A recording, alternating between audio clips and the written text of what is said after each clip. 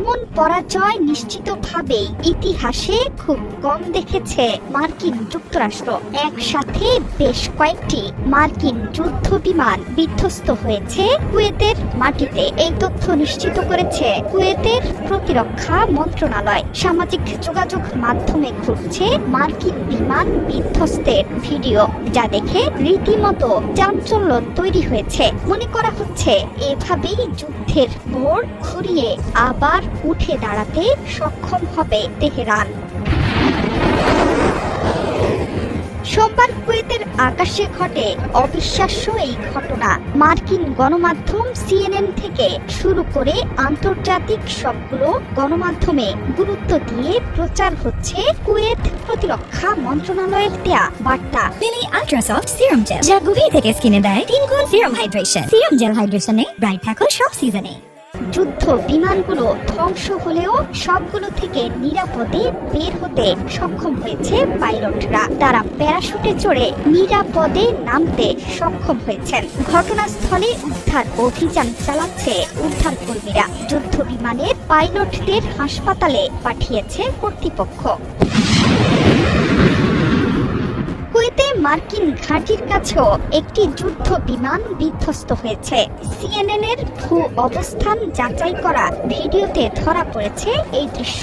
সোমবার ওই ভিডিওতে দেখা গেছে একটি যুদ্ধ বিমানে আগুন লেগেছে। সে অবস্থায় নিচে পড়েছে এটি। কুয়েতে যুক্তরাষ্ট্রের আল সালেম বিমান ঘাঁটি থেকে 10 কিলোমিটার দূরত্বের মধ্যে এই ঘটনা ঘটে। যুদ্ধ বিমানটি যে F-15 সেটি নিশ্চিত করেছে বিভিন্ন গণমাধ্যম। এমনকি ইরানও F-15 ফাইটার জেট গুলি করে ভূপাতিত করার কথা জানিয়েছে।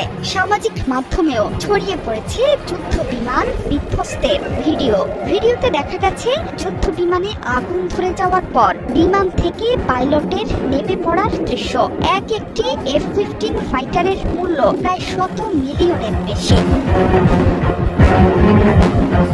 ইরান যদি সত্যি এগুলোকে ধ্বংস করে তাহলে যুদ্ধের গতি প্রকৃতি বদলে যাবে। এর মধ্যেই ইরান জানিয়ে দিয়েছে মার্কিন যুক্তরাষ্ট্রের সাথে কোনো চুক্তি করবে না, যুদ্ধ হবে ময়দানে। ইরান সেই প্রমাণই রাখছে প্রতি মিনিটে মিনিটে। F-15 এর মতো বেশ কয়েকটি যুদ্ধ বিমান যদি ভূপাতিত হয় তাহলে এই যুদ্ধে ইরানের বড় বিজয় লেখা হবে ইতিহাসের পাতায়। শনিবার মার্কিন যুক্তরাষ্ট্র এবং ইসরায়েলের অতর্কিত হামলার জবাবে পুরো মধ্যপ্রাচ্য জুড়ে পাল্টা আঘাত হানতে শুরু করে ইরান। একের পর এক মিসাইলের বহর উড়ে আসতে থাকে মধ্যপ্রাচ্যের মার্কিন ঘাঁটি লক্ষ্য করে। কুয়েতেও কয়েক দফায় আঘাত হানে তেহরান। দেশটির বিমানবন্দরে ড্রোন হামলা চালিয়েছে IRGC।